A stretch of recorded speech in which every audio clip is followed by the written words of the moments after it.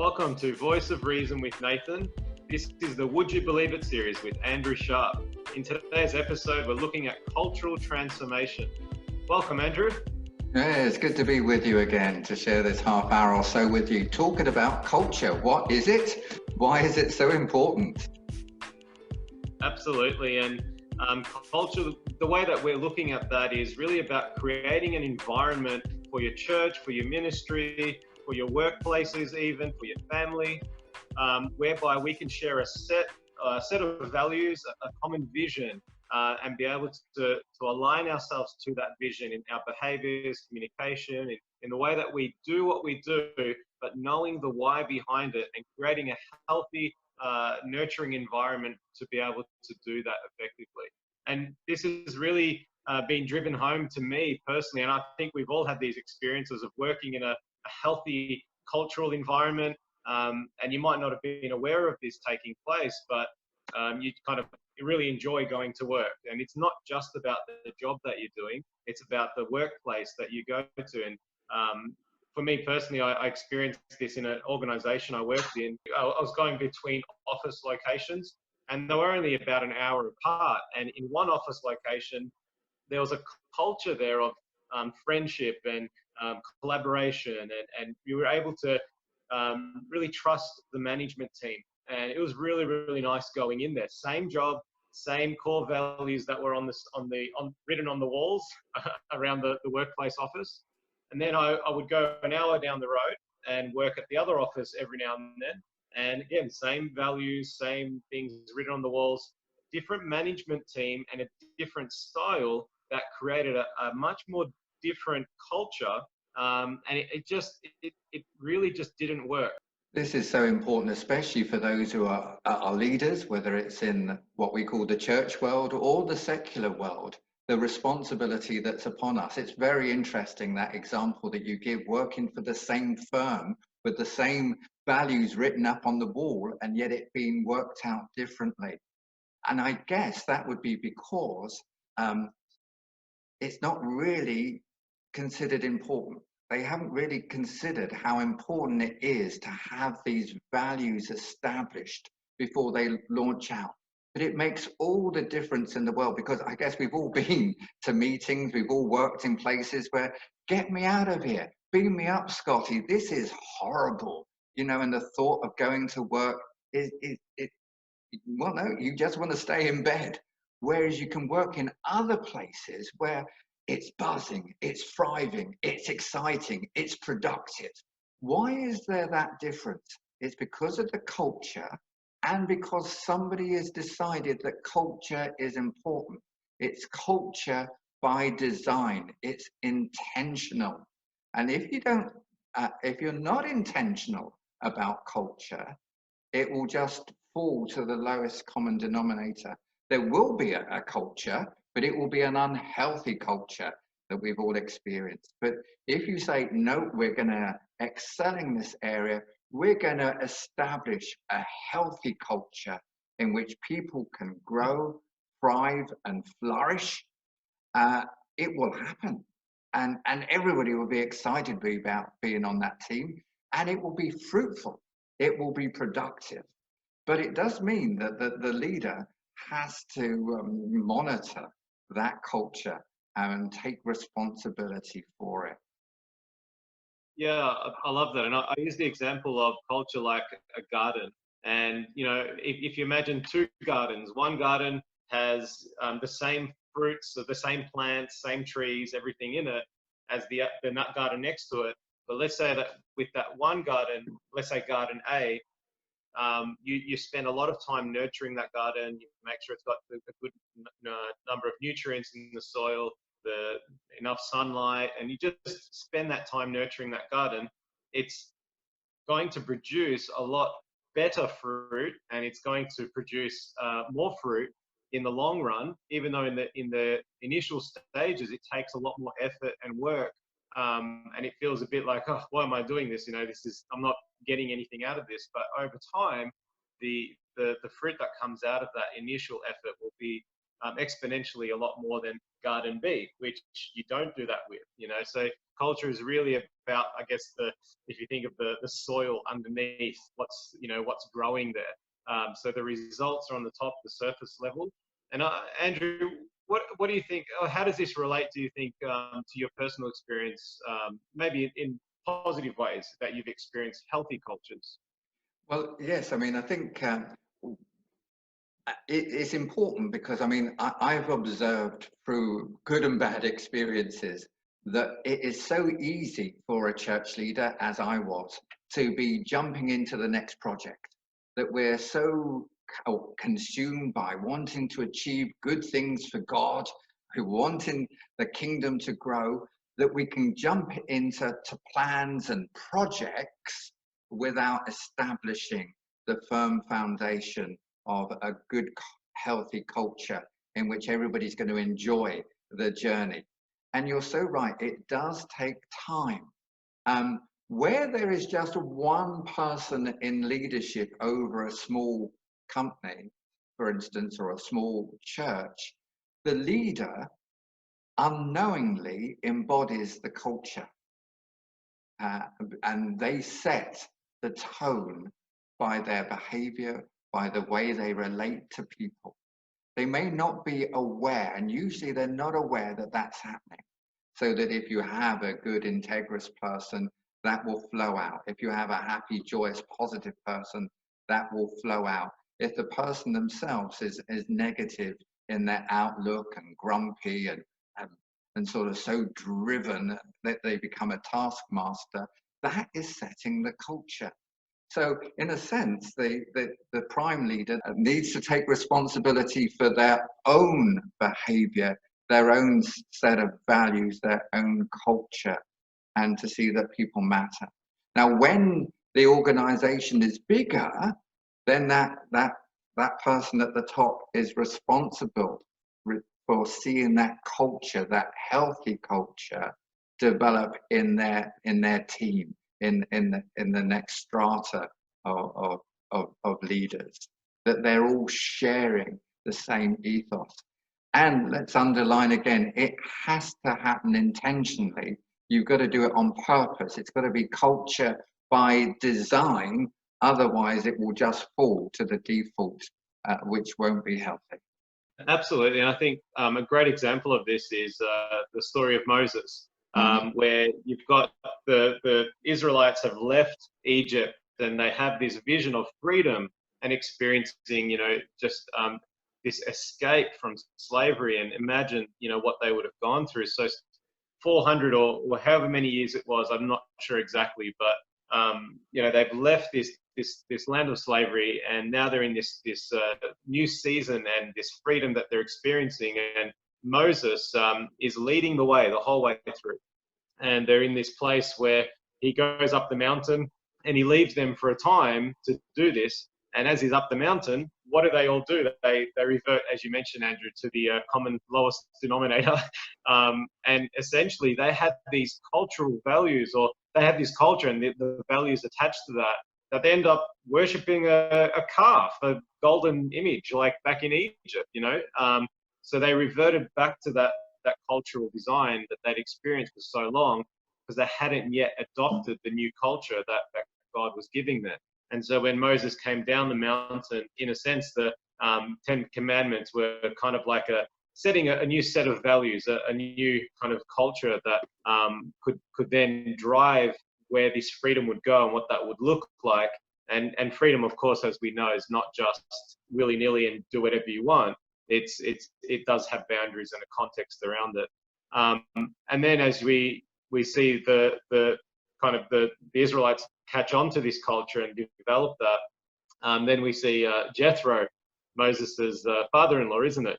That comes and says, "Hey, what are you doing, Moses? Everyone's coming to you for everything. This is an unhealthy culture." I'm paraphrasing there, but he then sets teams to be able to heads of each tribe to be able to divide the shared responsibility based on the culture that he carried and he had developed already. Do you have any thoughts on that, Andrew? Yeah, well, that's excellent example. And when we put this into practice, it means that we again need to establish that culture. It's particularly important when it's the first time that this is happening. As for Moses, he was setting up those teams, the people that would take his delegated authority.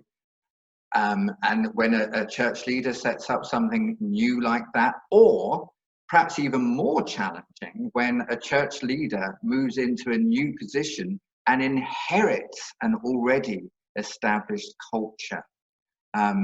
I've been a member of a number of church committees, leadership teams, and they have varied.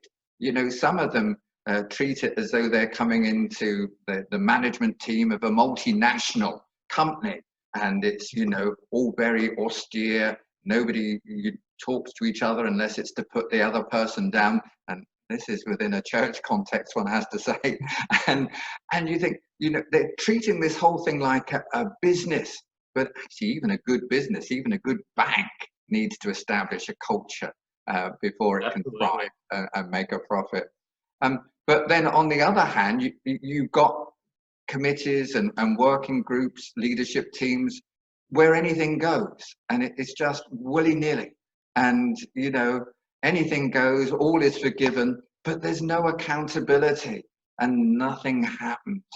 And that is a challenge for the leader to pull that team together and to gain some shared values and this shared culture. And that will depend on each individual, each leader, what they want to see in that team. But they want to base it on Jesus. I mean, some church leaders, some leaders in communities are revolutionaries, they're radicals and turn everything upside down, and people get upset and people get and leave. But they can sweep the floor and start afresh. Others, and probably like me, are more of a progressive, more of an evolutionary, take an evolutionary approach, much slower. And what I got to say, you still lose people on route, but there's that attempt to bring everybody together. Now, there's not a right or wrong way, and it will depend on the temperament and experience and skill and maturity of the individual. Probably most of all, it will depend on their calling, on what God is asking them to do. And as we've said, Nathan, throughout this series on Would You Believe It, it all comes down to our relationship with the Lord. I remember that occasion at the wedding of Cana of Galilee where the wine runs out, and Mary says to the stewards, do whatever he tells you. Go and ask Jesus and do what he says. And that's when the miracles happen. That's when the miracles happen, in listening to Jesus, following his lead. But it's not just what he wants you to do, but it's how he wants you to do it and when he wants you to do it. Because I can get a vision one day and think it's going to happen the next, and it doesn't happen. I can share it with my key leadership team and they're not with me. I can share it with my wife sometimes and she'll say, not another idea. And so you've got to process what really is of God and then begin to share it.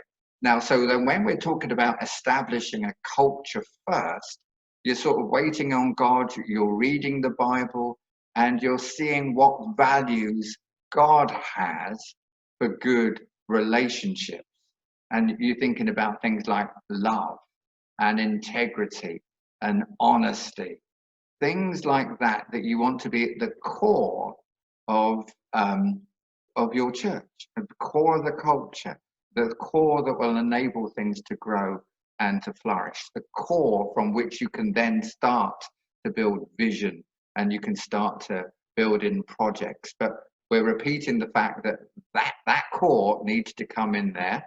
And you take words like love, honesty, and integrity, and probably you need to sort of define what those words mean. Because, a word like love can actually mean different things to different people, different things to different Christians.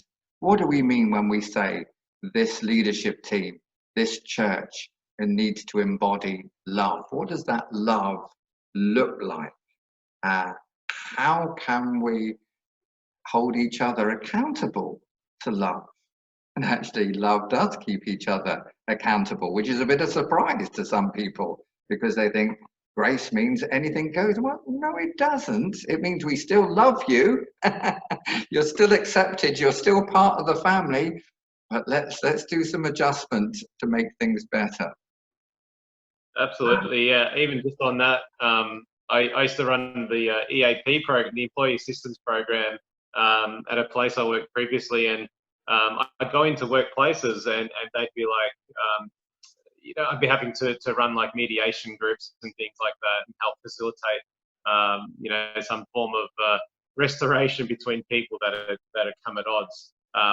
And just witnessing kind of the impact that would have on a culture in the workplace, the negativity that would start to seep through, and those behaviors that would just go contrary to what we were talking about there about love and integrity, and those experiences that, the leadership were like, hey, there's an issue here. We need to address this. We need to deal with it.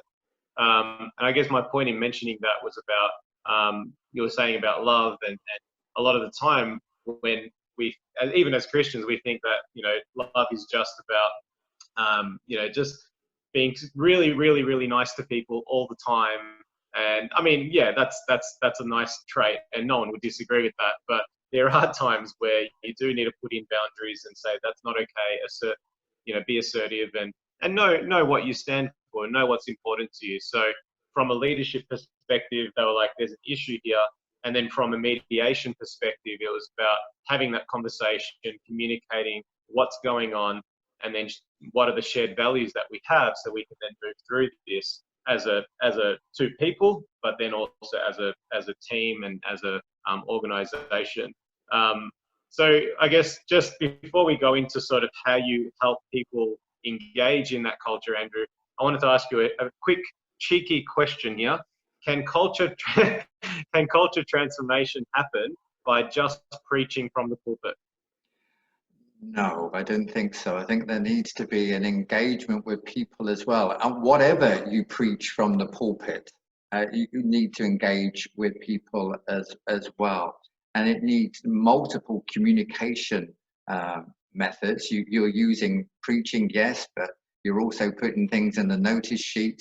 You're also having people share testimonies. You're also meeting with people individually and helping to address any questions, concerns that they may have, helping them to address any fears that they might have as well.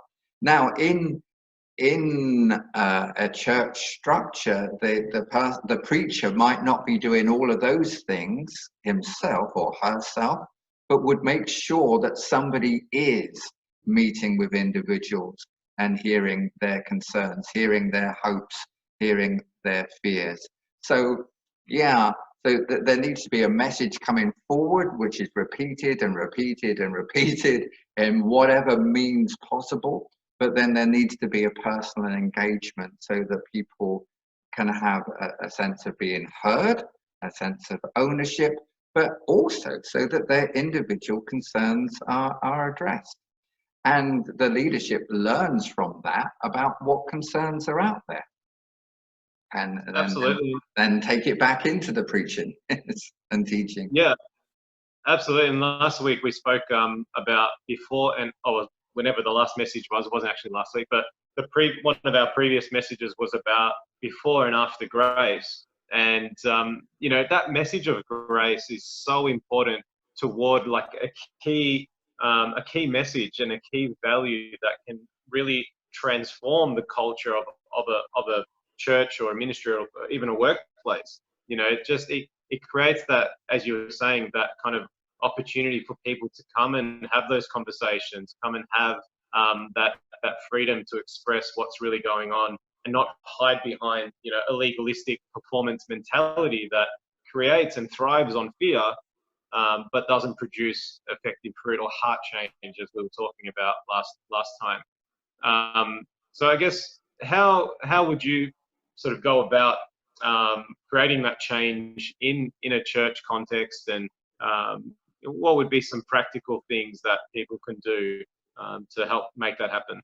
Yes, I know well of a church where they have made a transition from being what we might call a legalistic church, where they sort of have felt that God's blessing is dependent on their behavior, that if they pray enough, if they are holy enough, God would bless them. Now, all of those things sound right and good, but when it's hyped, it can create an image of God that makes him sound like a tyrant, that makes it sound as though he's withholding, that he's the worst kind of headmaster.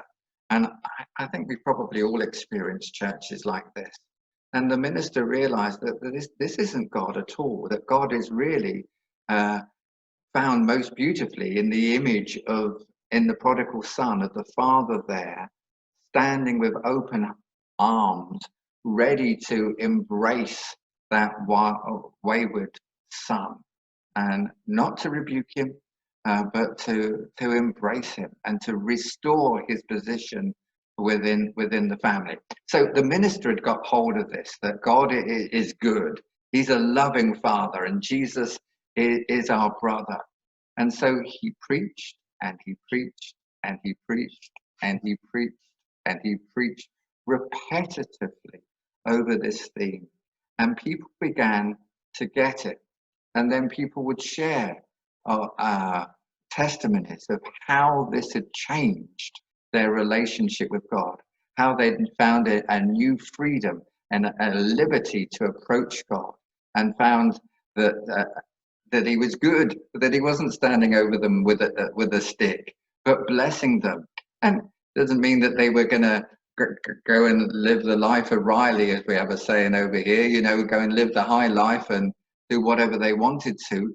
But they found themselves loving the Lord, obeying the Lord, and more accidentally than they ever did when they tried to do so on purpose. So there was the teaching of it. There was people giving testimonies about it. There were articles in the newsletter about it, and then just the repeating of the message over Yeah, and over and over again. and I And think some, that yeah, sorry, you go. and some people didn't like it. And as we were saying earlier on, there would be personal engagement with people to address their concerns or their questions. Some would leave, sadly, but others would find a great freedom and a new quality to their relationship with the Lord. I have to Yeah, say and that at this particular church, there was then an issue when newcomers would join from other churches, and they had their own paradigm and their understanding of God, and they would join the church and be all eager, and then after a while realize that, oh, this church keeps emphasizing the goodness of God. What about the holiness of God? And then they would have a bust up with the leadership and end up leaving. So what they did was they created a booklet that had all of their values, all of their understanding of God and his love and his grace set out. So anybody coming new to the church, whether they were a new convert or somebody who transferred from another church, would be given this booklet and said, this is what we're all about as a family.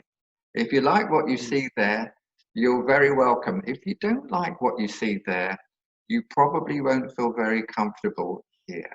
I mean, and they did it in a loving, gracious way, but that helped a lot to maintain the good culture that there was in that church.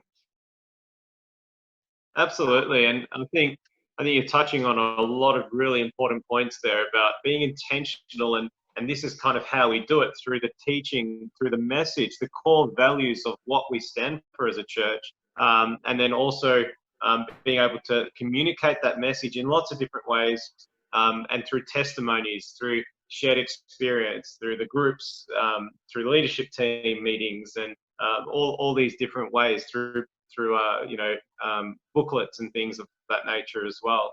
And that I mean, that's the same in any whether it's in a an organization. It's the same concept of sharing a message. Why do we do what we do? For example, why I do what I do with these podcasts and these YouTube is to know the Lord and make Him known. And part of my stream, or part of some of my methods, is through music, through using my skills as a psychologist and so on. But essentially, that's the why behind it. And, that's what drives me to do this. But then the values attached to that, and the methods and different things, that can, they can fluctuate, they can change to some degree, and there's flexibility in that. But yeah, so absolutely, like the why behind what we're doing is so important. And that's what really drives or creates that healthy culture around, the values and the methods as to what we do. I guess what might be some of the values that you'd want in a culture like that, Andrew? What would you say in a healthy church context or a ministry, or yeah? Yeah, I think there's love, trust, coming back to integrity and honesty. They're all good values to have in hand, and grace as well. You see, ironically, people can get hold of the idea that God is good and then become quite insistent about it. No, you can't believe that because you're wrong. And so they only got half the message, because God not only is gracious, but He calls us to be gracious as well. So, but they're some of the things that you would want to bring in. And in a sense that I think as a church leader, you'd want to call your core leadership team together and ask them that question. What is God calling us to be? What culture does He want us to embody? And then they're getting a sense of shared ownership as well. And as they discuss it and as they debate it, they're refining it, they're defining it. And so they'll have a greater sense of ownership on it as well. But for me, those four, the love defined, trust defined, integrity and honesty defined, but they would be up there amongst the things that I'd want to see in a culture. How about you? Are there other things that you would want to see operating? Yeah, I mean, I think they're awesome values and fantastic foundation. I was just thinking of this idea around church in a box, and often we think, like you said, it's about sharing these values and having a discussion, having a dialogue with your team, knowing who your congregation is. Well, and often like we'll go to these leadership summits, and we'll hear these talks or speakers from different church denominations and sharing how they did what they did and achieved these numbers and whatever it might be. And we can be tempted to be like, oh, okay, that's the formula, that's the method.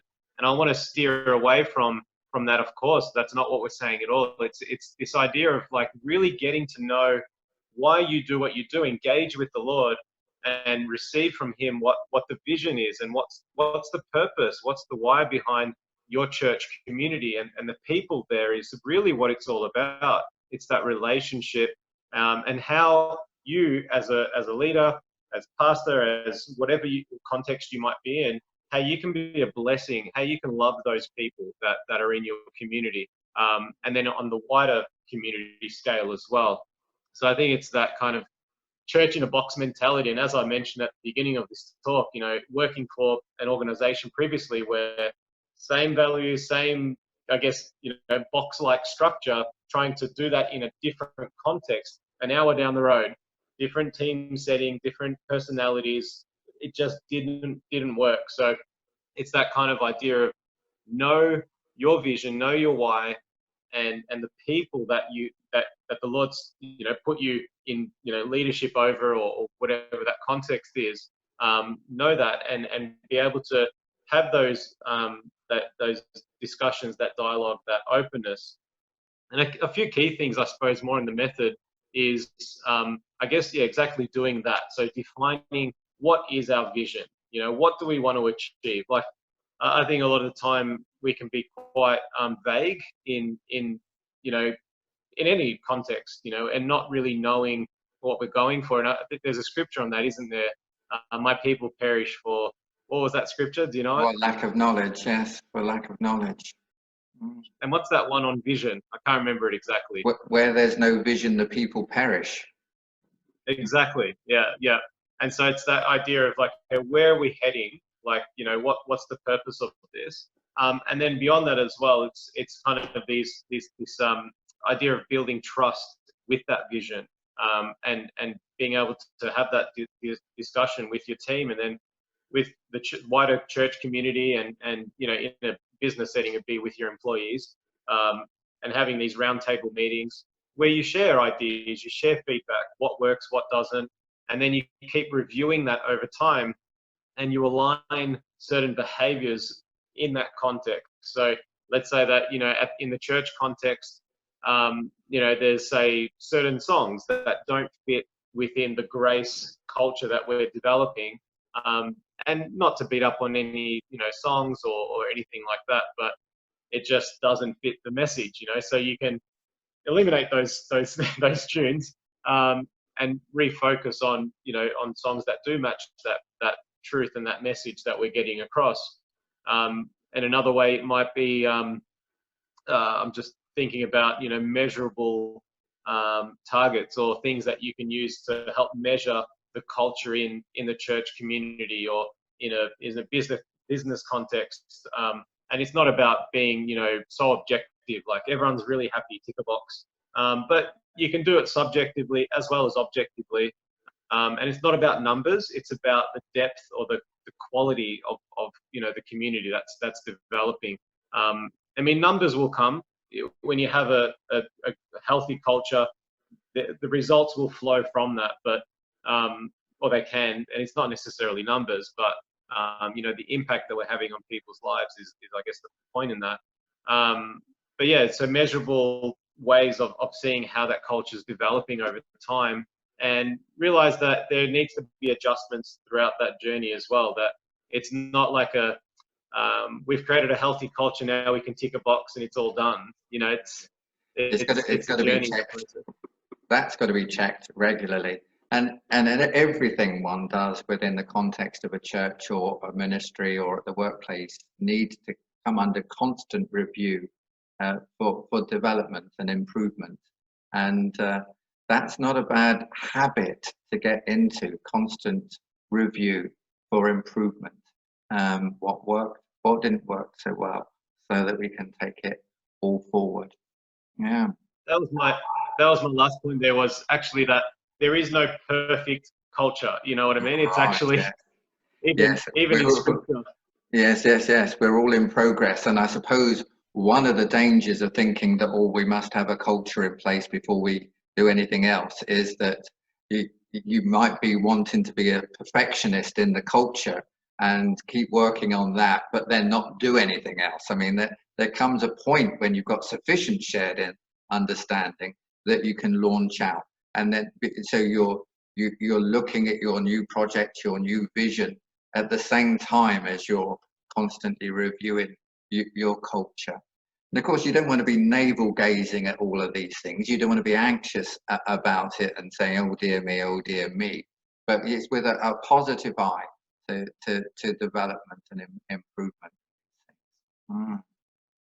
Absolutely. I was just thinking about Ephesians, where Paul, in Ephesians chapter 4, verse 2, Paul shares, and he says, always be humble and gentle, be patient with each other, making allowance for each other's faults because of your love. So you're still going to have faults even in a church context where Paul is the leader, you know, the Apostle Paul. So I think it's important not to have, as you were sharing there, not to get caught up in the anxieties. Oh, it's not perfect. It's not you know, we're still having issues. I mean, that's essentially that's whenever you've got, you know, people together in any context, you're going to have issues, aren't you? And that's part of it. That's life. I can remember one minister friend I know said, oh, church would be perfect if it wasn't for the people. That's right. Absolutely. I think he was serious about it as well. But you're so right. And, you know, a lot of what we've talked about are sort of management techniques, but they are rooted in the Bible. And as I hope we've made clear, that should be rooted in our own personal relationship with the Lord, and listening to how He's leading and guiding us too. I mean, I came across something in the parable of the prodigal son that I think it is a very good management, not technique, procedure to follow through on. I mean, the prodigal son bit we know well, but then there's the older son, who really is the embodiment of a legalistic mindset, that he thought that his relationship with his father was based on his service and on his obedience. That made him a bit of a grumpy old person. He was angry, he was resistant, he disowned the prodigal son. He's your son. He's not my brother. Do you notice that he says that? He accuses him. He actually slanders him, because he says he spent the money on harlots. Where did he get that from? It doesn't say that earlier on in the story. But so when the prodigal returns and is given this great celebratory party of reconciliation, he is absolutely livid. Now, this is the point that I think is important for us as leaders to observe. How did the father respond? The father went out to him. So he didn't leave him to his own devices. And I think sometimes as leaders, we'll think, oh, that'll sort itself out. There's times for us to be intentional, to go and nip the problem in the bud before it develops, before it gets out of hand.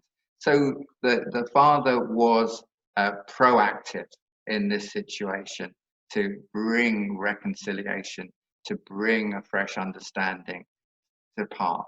Things don't just happen.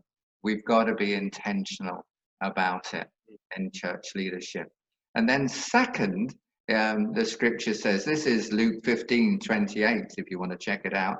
It says that the father pleaded with him. So he used all of his communication skills to lay out the case for accepting the prodigal back. And this goes back to what we were saying earlier on about using every communication method, device available to us to communicate the message, whether it's preaching, the notice sheet, discussion groups, away days, question and answer sessions, speaker testimonials, outside consultants, every means possible to plead the cause, to make it clear, write the vision and make it clear. And then third, you notice the message that the father brought. He wasn't rebuking him when he uses that word plead. It's not a telling off, but it's rather a heartfelt plea to come back in, because he reminds him and he assures him, he reveals to him the true nature of the relationship. He says, "You're my son." And God's saying that to us. God's saying that to every member of the church. You're in a father-son relationship. You are always with me, no matter what your background, no matter what your temperament, no matter what your misdemeanors. The prodigal and the older self-righteous son, you're always with me, and everything I have is yours. Now that is the embodiment of grace. The Father embodies grace. He is a good Father. Sounds like that should be a song, but it is. He's a good Father. And that was the message the Father was underlining through his words, through his actions, even to this angry, resentful older brother, to bring him back out. So he was intentional, he pleaded with him, and then he embodied the message. You're my son, you're always with me, all that I have is yours. I think that's a jolly good model for us to follow. It's biblical, it's from the lips of Jesus himself. Awesome. So much more can be said about this, I'm sure. that's a great way to finish. I think this amazing subject, and so much depth to it, and again, so much more we can say about it. But I think we'll leave it here. Be blessed, guys. Thanks for tuning in, and let us know your thoughts, and if we can help you guys out in any way, shoot us an email. Check out the Facebook, Voice of Reason Ministries, and take care, and continue to know the Lord and make Him known. Be blessed.